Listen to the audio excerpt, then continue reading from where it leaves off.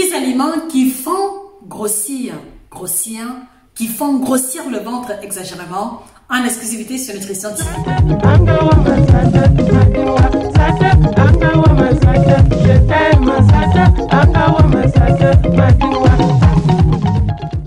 Bonjour à vous, chers téléspectateurs. Je suis encore heureuse de vous retrouver parce qu'on parle encore d'alimentation aujourd'hui et on continue avec l'épisode entamé vis-à-vis du ventre plein. Alors, la dernière fois, il était question de vous présenter les 4 étapes fondamentales qui aident à retrouver le ventre plat et j'espère que vous avez vraiment compris pourquoi est-ce que le processus était fondamental. Aujourd'hui, on va aller en profondeur sur les causes et on va surtout s'attarder sur les 10 aliments que nous consommons pratiquement tous les jours, qui ont un effet négatif sur la santé, mais plus encore qui vont faire gonfler le ventre ou alors qui vont allonger le tour de taille. C'est la thématique que nous abordons ici en exclusivité. Mais avant de rentrer dans le vif du sujet, vous le savez, je vais vous inviter à vous abonner sur la page en cliquant sur le bouton s'abonner. Surtout si vous arrivez ici pour la première fois, ne manquez pas d'activer la clochette de notification parce que il y a encore plein de vidéos en préparation sur la thématique du ventre plat également, sur plein d'autres thématiques. Et si vous arrivez également ici pour la première fois, je voudrais vous inviter à prendre le temps de suivre attentivement les différentes vidéos. Vous allez apprendre plein de choses.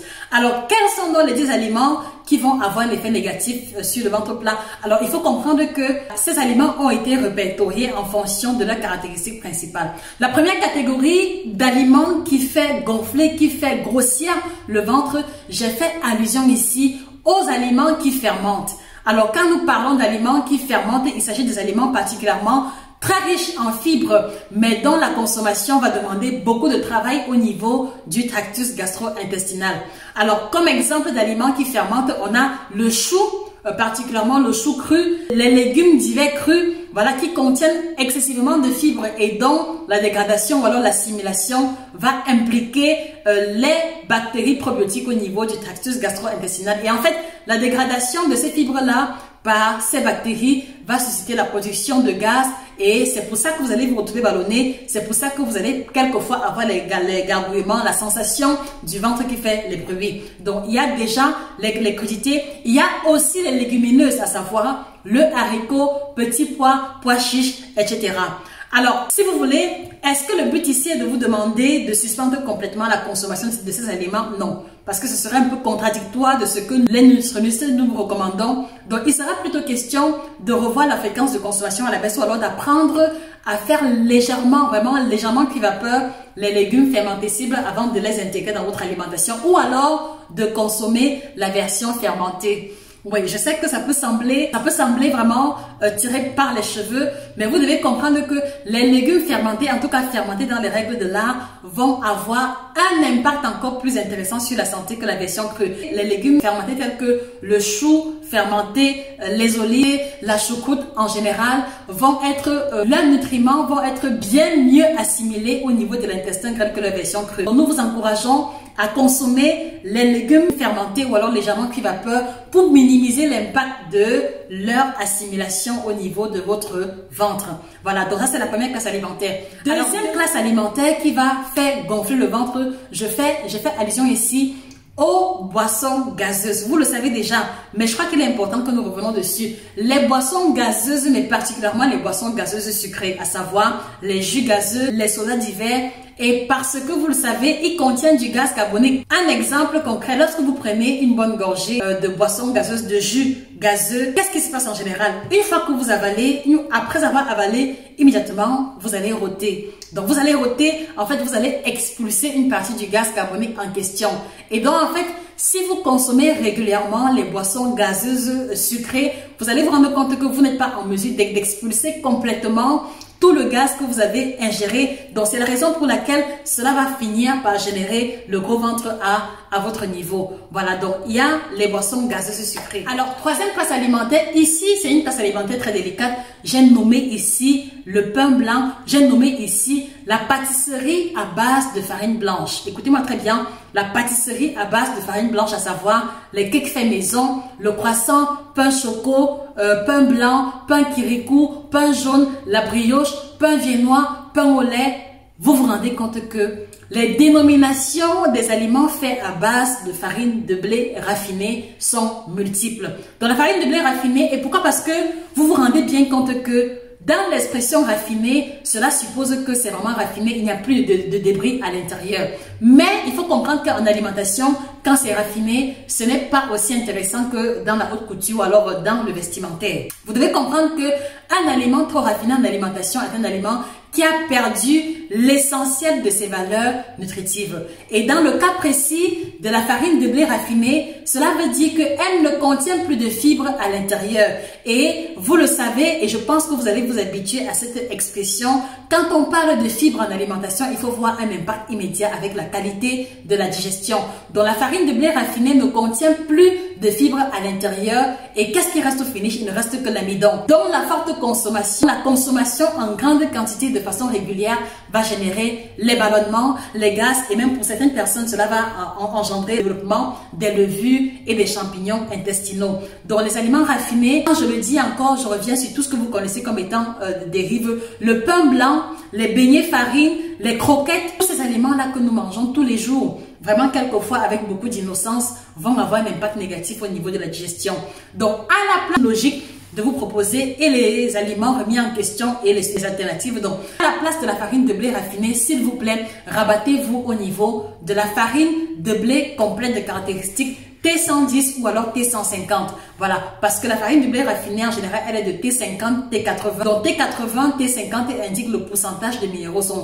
Cela veut dire que pour 100 g de farine, on a 0,5 g ou alors 0,8 g de minéraux. Mais par contre, pour la farine complète T110, T115, T150, cela veut dire que pour 100 g de farine complète, on va avoir 1,15 mg ou alors 1,5 mg de fibres. Et c'est ça qui va justement faire toute la différence parce que une fois que vous allez faire le cake à base de la farine de blé complète, non seulement cela va vous rassasier pour une petite portion, mais également vous n'allez plus vous retrouver constipé, vous n'allez plus vous retrouver avec des gaz. Sauf si vous faites une intolérance au gluten. En tout cas, vous allez vous rendre compte qu'il y a un mieux-être à utiliser la farine de blé complète et pour la pâtisserie et pour le pain et pour les utilisations diverses. Donc voilà la troisième catégorie d'aliments qui va faire gonfler excessivement le ventre. Quatrième place alimentaire remise en cause lorsque l'on parle du ventre plat, il s'agit des aliments trop secs. Il s'agit des aliments trop secs et nous sommes champions en Afrique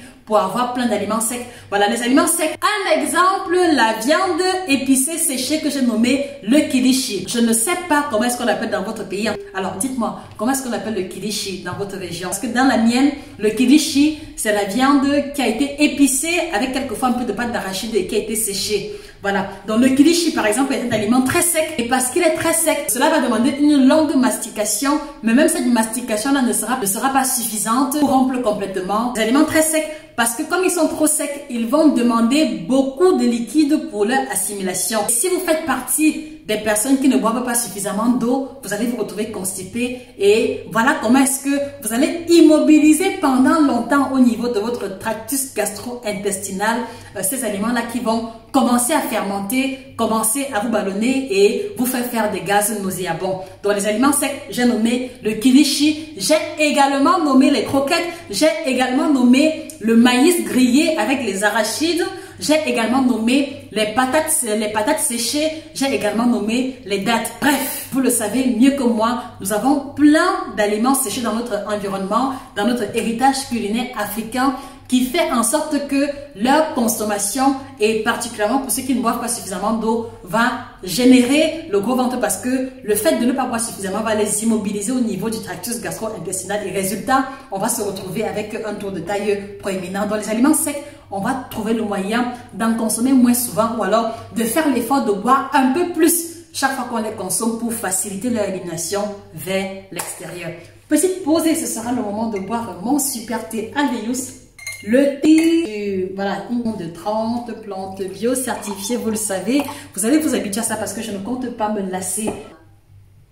Les trois thés différents auront une action complémentaire et synergique, donc ne manquez pas de vous le procurer. Alors cette place alimentaire, elle est vraiment particulière et je pense que beaucoup vont être surpris à la découvrir. Cette place alimentaire fait également grossir le ventre. Écoutez-moi très bien. Écoutez-moi très bien. Cette place alimentaire, il s'agit des thés laxatifs. Les thés laxatifs ont un impact négatif sur votre ventre. Écoutez-moi avant de me juger, écoutez-moi avant de me lancer des pierres. Alors, les thés laxatifs ont un effet néfaste sur le tour de taille. Pourquoi? Parce que la consommation des thés laxatifs va induire un vidage, videment. Qu'est-ce qu'on dit, vidage, videment? Oui, bon, je sais pas. La consommation des thés laxatifs va pousser... La consommation des thés laxatifs va entraîner un vidage. S'il vous plaît, corrigez-moi si je suis dans l'erreur. Donc, la consommation des thés laxatifs va entraîner un vidage ou alors un videment des intestins. Et en fait, le mauvais effet des thés laxatifs repose sur le fait que ils vont débarrasser les toxines accumulées, c'est vrai. Mais le problème, c'est que en débarrassant les intestins des toxines, ils vont aussi balayer avec eux la flore bactérienne intestinale. Qu'est-ce que c'est que la flore bactérienne intestinale? La flore bactérienne intestinale est ce groupe de micro-organismes, est ce groupe de bactéries naturelles qui, présents dans l'organisme, ne déclenchent pas les maladies et qui vont avoir pour rôle particulier de faciliter la digestion, d'accélérer la dégradation ou alors la décomposition des aliments. Voilà, donc c'est parce qu'on a la flore bactérienne qu'on va encore appeler bactéries probiotiques qu'on va facilement digérer parce que les bactéries probiotiques auront fait leur travail. Et lorsque vous allez consommer les thés laxatifs, ils vont balayer complètement la flore bactérienne et ça fait que quand vous finissez de prendre les thés laxatifs, qu'est-ce qui se passe? Je l'ai dit dans la dernière vidéo. Après avoir consommé le thé laxatif, 1 jour plus tard, 2 jours plus tard, 3 jours plus tard, vous êtes constipé. Il y en a même, moi j'ai reçu en consultation des personnes qui après avoir pris les thés laxatifs mettaient une semaine sans aller au petit coin et parce qu'ils étaient très mal à l'aise, ils avaient encore besoin de consommer à nouveau les thés laxatifs pour pouvoir éliminer les déchets accumulés. Donc vous voyez que la consommation des thés laxatifs de façon vraiment subtile, bien sûr vous allez aller au petit coin, bien sûr vous allez vous sentir léger quelques jours, mais en fait de façon subtile, cela va vous entraîner à une forme de dépendance et je connais plein de personnes qui m'ont approché et qui m'ont fait comprendre que tant qu'elles ne prennent pas les thés chinois, tant qu'elles ne prennent pas les thés, tant qu'ils ne prennent pas les thés laxatifs, ils n'arrivent pas à aller au petit coin. Donc voilà comme ça, un produit que l'on va consommer dans un premier temps pour pouvoir améliorer la digestion, retrouver le ventre plat, mais qui au finish va venir amplifier les symptômes de constipation qu'on avait, amplifier les phénomènes de ballonnement qu'on avait. Donc les thés laxatifs vont faire partie de ces aliments-là qui vont aussi participer du grossissement du ventre ou alors de l'élargissement du tour de taille. Donc si vous consommez les thés laxatifs, nous vous encourageons par la présente à les abandonner et à choisir les thés qui vont pouvoir vous aider à éliminer en douceur sans fragiliser votre flore bactérienne. Et les thés que nous proposons, je vous le rassure, ne sont pas du tout laxatifs. Ils vont purifier l'organisme en douceur dans le strict respect de la physiologie générale. Donc, les thés laxatifs, on les met à la poubelle et on choisit les thés de bonne qualité désormais. Autre classe alimentaire, je fais allusion ici. Il s'agit des aliments riches en matière grasse, mais beaucoup plus la matière grasse cachée. La matière grasse cachée, et voilà. Et quand nous disons matière grasse cachée, il s'agit ici de la matière grasse qui n'apparaît pas immédiatement lorsque vous consommez les aliments en question. Un exemple, par exemple, le croissant. Quand vous mangez le croissant, oui, vous savez qu'il y a un peu de gras à l'intérieur, mais en fait, vous n'êtes pas en mesure de matérialiser dans votre esprit la quantité de margarine ou alors de beurre que cela a demandé pour sa préparation. Donc, voilà ce que nous appelons par aliments riches en matière grasse cachée. Quand vous consommez, par exemple, du pâté de campagne, du pâté en conserve, il y a aussi de la matière grasse à l'intérieur, mais parce que quand vous regardez le pâté, vous n'arrivez pas à voir la matière grasse. Voilà ce qu'on va appeler matière grasse cachée. Il y a également beaucoup de matière grasse dans le chocolat à tartiner. Je fais allusion ici aux fans du pain chocolat, du pain beurre chocolat. Voilà également un aliment dans lequel on va retrouver beaucoup de matière grasse cachée. Quand vous mangez les croquettes, quand vous mangez la pâtisserie en général, oui, il y a déjà la farine de blé raffinée, mais il y a aussi la matière grasse cachée à l'intérieur. Voilà ce que nous appelons par aliments riches en matière grasse cachée. Parce qu'ils ont une teneur trop élevée en matière grasse, ils vont favoriser le stockage de la graisse, ils vont favoriser la prise de poids, mais ils vont aussi surtout favoriser un stockage préférentiel au niveau du ventre si vous n'avez pas une hygiène de vie adaptée, si dans votre hygiène de vie vous ne pratiquez pas de sport et que vous êtes particulièrement sédentaire. Donc voilà également une classe alimentaire qui va favoriser la prise du ventre. Et du coup ici, cela fait que si vous êtes fan du pain choco, des cakes en général, allons vous encourager lorsque vous faites votre pâtisserie à choisir des recettes qui n'impliquent pas forcément l'utilisation de la matière grasse. Donc vous pouvez remplacer la margarine par de la compote. Et si vous êtes fan du pain chocolat, l'astuce que j'ai adoptée, c'est je prenais le pain complet et je prenais 1 ou 2 carrés de chocolat noir et je laissais fondre légèrement et c'est avec ça que je tatinais mon pain. Quand je mangeais le pain complet avec 2 carrés de chocolat noir, le goût du chocolat noir 70% de cacao que j'utilisais, le goût du chocolat était tellement intense que je n'avais plus envie d'en remanger encore immédiatement. Donc ça peut aussi être le cas pour vous. Donc si vous aimez beaucoup la pâte à tatiner chocolat, privilégiez à la place du chocolat noir qui va vous apporter du vrai chocolat avec moins de matière grasse et avec moins de sucre. Si vous êtes fan du foie gras ou du pâté de campagne qui est très gras et qui est très calorique, nous avons nos aliments tropicaux, nous avons les safou, ce qu'on va encore appeler les prunes, les atangas. On peut manger le pain avec, vous pouvez laisser tomber les rillettes, foie gras, jambon, pâté et tartiner votre pain avec ou l'avocat, avec ou les safou. Dans tous les cas, vous vous rendez bien compte que dans les safou et l'avocat, on aura toujours la matière grasse, mais ce sera la matière grasse de bonne qualité qui va plutôt aider à éliminer le gras déjà installé dans l'organisme. Donc, voilà en ce qui concerne les aliments riches en matière grasse. Alors, autre classe alimentaire, j'ai nommé ici le riz blanc. Le riz blanc va aussi être un aliment qui va affecter négativement le tour de taille et laissez-moi vous expliquer. Une fois de plus, alors vous devez comprendre qu'à l'origine, la coupe transversale du riz correspond à l'image que vous voyez à l'écran. La coupe transversale du riz suppose qu'il y a d'abord l'enveloppe qui est dure, qui protège la graine, mais après ça, on va aussi avoir une deuxième couche qui est en général de couleur rouge ou noire ou marron ou jaune en fonction de la variété de riz. Et c'est la couche marron en fait qui va contenir avec elle les sels minéraux, le germe qui contient les vitamines de complexe B, les sels minéraux magnésium, phosphore, potassium. Et malheureusement, les industriels vont prendre sur eux ils vont prendre sur eux de retirer le germe du riz complet originel, de polir complètement ce riz-là pour lui donner la coloration blanche. Et en fait, une fois qu'on a retiré le germe au riz complet originel, on va avoir le riz blanc qui ne contient que de l'amidon. Et vous le savez, de la même manière qu'avec le pain blanc, de la même manière qu'avec la farine de blé raffinée, le riz blanc, elle va apporter essentiellement l'amidon avec quelques vitamines à l'état de trace.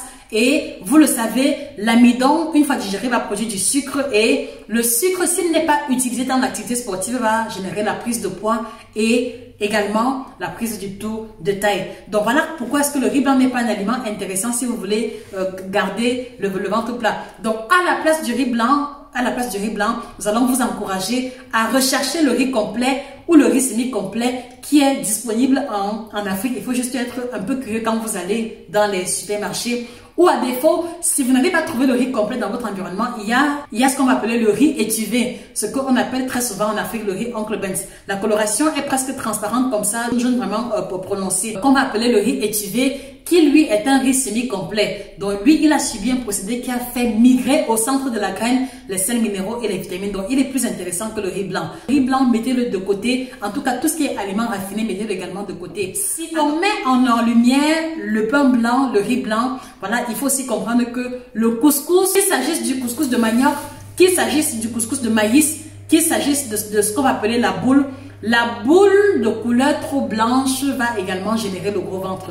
Voilà, pardon pour ceux qui aiment le couscous, mais je dois vous dire la vérité. Alors, qu'est-ce qui se passe avec le couscous de maïs? Le couscous de maïs, à l'origine, si vous regardez très bien le couscous de nos grands-parents, le couscous de nos grands-parents n'était jamais de couleur très blanche, comparé au couscous que nous mangeons désormais qui est très blanc, qui est très propre. Le couscous de nos grands-parents, en tout cas, dans mes souvenirs, le couscous que mes grands-mères cuisinaient avait toujours un grumeau et des taches à l'intérieur. Bon, nous, on pensait que c'était la saleté, mais en fait, les taches qu'il y avait dans le couscous originel de nos parents correspondaient au germe de la graine de maïs. Et le germe de la graine de maïs contient les vitamines et les sels minéraux que malheureusement, nous en ville, on va jeter en allant dépulper les graines de maïs pour pouvoir avoir un maïs propre et un couscous propre. Donc, retenez que le couscous propre ne contient plus rien si ce n'est l'amidon qu'il va apporter. Et comme vous l'avez constaté, que ce soit avec le pain blanc, que ce soit avec le riz blanc, l'excès d'amidon n'est pas négatif sur la ligne. Donc, si vous aimez le couscous de maïs, s'il vous plaît, cuisinez votre couscous de maïs sans plus dépulper la graine comme on le faisait par le passé. Et dans le cas du foufou, c'est-à-dire le couscous de manioc, c'est encore plus catastrophique. Et je vais vous expliquer pourquoi. Le cas du couscous de manioc est plus catastrophique parce que pour obtenir le couscous de manioc, qu'est-ce qu'on fait? On fait tremper le manioc, et quand on fait tremper le manioc pendant 2, 3, 4, 5 jours, toutes les vitamines, tous les sels minéraux vont s'écouler dans l'eau qui sera jetée par la suite. Donc, qu'est-ce qu'on va obtenir à la fin? On va obtenir une pâte qui va être séché, écrasé ou alors mouliné, qui va être tamisé. Donc même les quelques fibres qui restaient dans le couscous de manioc vont être enlevées et à la fin, on va avoir une pâte élastique de couleur blanche propre qui correspond à quoi, qui ne correspond qu'à l'amidon sans plus rien à l'intérieur. Donc voilà pourquoi est-ce que le couscous, le foufou, tout ce qui est, c'est-à-dire que tout ce qui est foufou, quelles que soient les appellations, couscous à base de maïs, particulièrement le maïs dépulpé, couscous à base de manioc, vont être des aliments que l'on va retirer de notre alimentation. Mais à la place, parce que nous fonctionnons toujours avec des alternatives, à la place du couscous de maïs dépulpé, privilégiez le couscous de mil, privilégiez le couscous de sorgho. Vous allez vous rendre compte que leur coloration est plus prononcée et la coloration prononcée matérialise la présence des nutriments à l'intérieur. Voilà, donc du coup, l'impact ne sera pas pareil au niveau de votre alimentation parce que non seulement ils vont rassasier plus rapidement, mais ils vont apporter et les fibres qui vont améliorer votre digestion.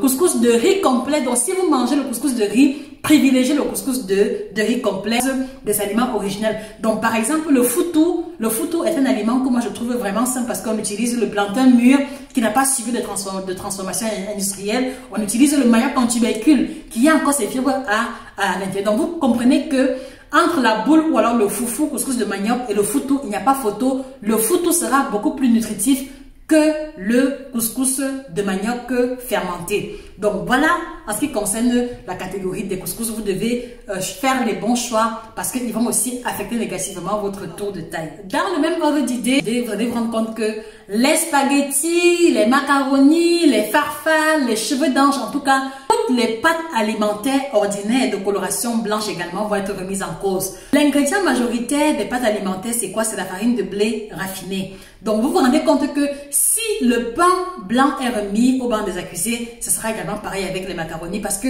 leur ingrédient principal, c'est la farine de blé raffinée qui ne contient plus de fibres, qui ne contient plus de vitamines et de sels minéraux. Donc résultat, il va favoriser la constipation, il va favoriser les gaz, les ballonnements et quelquefois les levures chez ceux qui ont des intestins vraiment sensibles. Donc du coup, une fois de plus, de la même manière que nous vous avons encouragé à choisir la farine de blé complète, nous allons aussi vous encourager à privilégier les pâtes alimentaires complètes qui vont avoir un impact positif sur la digestion et qui vont rassasier plus rapidement pour des petites quantités consommées. Moi, par exemple, mon expérience avec les pâtes complètes, c'est que quand, par exemple, je les faisais cuire, même lorsque le temps de cuisson débordait, elles ne collaient jamais. Ceux qui ont mangé les pâtes complètes peuvent témoigner, les pâtes alimentaires complètes ne collent jamais. Mais par contre, avec les pâtes alimentaires ordinaires, une petite erreur de cuisson et vous avez toute une masse de pâtes dans la marmite. Donc, je pense que c'est également comme ça que cela fonctionne au niveau de l'organisme. Donc, privilégier les pâtes alimentaires complètes, non seulement pour améliorer la digestion, mais également parce que cela va avoir un impact positif au niveau de votre tour de taille de façon générale. Autre classe alimentaire, j'ai fait allusion à nos sauces africaines trop lourdes. Nos sauces africaines trop lourdes. Qu'est-ce que j'entends par là? Je fais allusion à la sauce graine, je fais allusion au ndolé, je fais allusion à l'okok, je fais allusion à toutes nos sauces africaines à base de sésame, à base d'arachide, à base de graines de courge et de beaucoup de matières grasses. Donc vous vous rendez bien compte que la particularité de beaucoup de nos sauces africaines fait que on utilise beaucoup de matières grasses, surtout l'huile de palme raffinée au pain. On utilise également des graines oléagineuses qui contiennent également beaucoup de matières grasses. J'ai cité les arachides, les graines de courge, le sésame et également les graines d'amande. Vous vous rendez compte qu'une sauce qui va contenir de l'huile de palme en excès ou alors le jus de noix de palme en excès oléagineuse va être un cocktail explosif en calories, va être trop calorifique. Et si vous êtes une personne sédentaire et que vous voulez consommer ces sauces-là de façon régulière, non seulement vous allez prendre du poids, mais il y aura un stockage préférentiel au niveau du ventre. Donc du coup, ça fait que si vous vous retrouvez dans une posture actuellement où vous voulez diminuer le tour de taille, mettez un frein aux sauces typiques africaines et privilégiez à la place les bouillons, les légumes sautés et réservez la consommation de nos sauces africaines 1 à 2 fois par semaine pour minimiser l'impact de cela sur votre ligne et également sur votre tour de taille. Donc voilà, chers téléspectateurs, les 10 classes alimentaires que nous avions pour objectif de vous présenter qui vont faire grossir le ventre. Alors, moi je vous pose la question, de toutes les classes alimentaires que nous avons listées, quelles sont les classes alimentaires remises en cause à votre niveau? Quels sont ces aliments-là que vous consommez qui vous ont conduit à un commandement? Et quelle résolution est-ce que vous prenez pour pouvoir retrouver le ventre plat? Alors, si vous m'écoutez encore jusqu'à présent, cela veut dire que vous avez un problème énorme au niveau de votre ventre. Cela veut dire que vous voulez diminuer le ventre d'une manière ou d'une autre et donc par conséquent, cet ouvrage que je m'en vais vous présenter vous concerne également. Donc, vous avez à l'écran le guide complet du ventre plat qui revient sur tout ce qu'il faut savoir pour retrouver le ventre plat, particulièrement si vous êtes un Africain, particulièrement si vous mangez africain, parce que toutes les astuces que nous avons données font référence à nos pratiques alimentaires africaines. Voilà, et même si vous êtes européen, vous allez également trouver les principes fondamentaux du ventre plat à l'intérieur. Donc, je vous invite à vous procurer cet ouvrage en cliquant sur le lien épinglé au niveau des commentaires et de passer rapidement votre commande. Donc, vous allez trouver à l'intérieur toutes les astuces, les aliments qu'il faut manger, qu'il faut éviter au-delà de ce que nous avons développé ici. Que vous soyez un homme, que vous soyez une femme qui a accouché ou pas, vous allez trouver à l'intérieur toutes. Voilà, et également, ne manquez pas de vous procurer l'ouvrage qui revient sur les 7 aliments que vous devez bannir de votre alimentation parce qu'il va rendre les hommes impuissants, parce qu'il va réduire les chances de conception chez les femmes. Bref, ce sont des aliments qui vont avoir un impact négatif sur la santé de façon générale. Et 9 aliments tropicaux qui vous aideront à changer radicalement votre santé. Donc, vous allez trouver plutôt à l'opposé du précédent, les aliments africains qui ont un impact positif sur la santé, les aliments de tous les jours qui vont nous aider à guérir des petits bobos sans forcément avoir à dépenser des tonnes. Donc, et puis également, je vous encourage à vous procurer notre kit détox bio qui possède une triple action. Ventre plat, détox et minceur. Voilà, comme je vous l'ai toujours dit, nos thés ne sont pas laxatifs, ils n'envoient pas aux toilettes, ils vont débarrasser l'organisme en douceur en les débarrassant des toxines accumulées. Et s'il vous plaît, ne quittez pas d'ici sans partager la vidéo à une amie, à une connaissance, à votre liste de contacts qui souffre du gros ventre. Ce serait un très bon moyen de votre part de participer au véhiculement de la bonne information. Merci encore pour votre attention. Je suis Josica, votre chirurgienne en nutrition, passionnée d'alimentation. Passez une excellente journée et que le bien-être soit définitivement vôtre. Au revoir.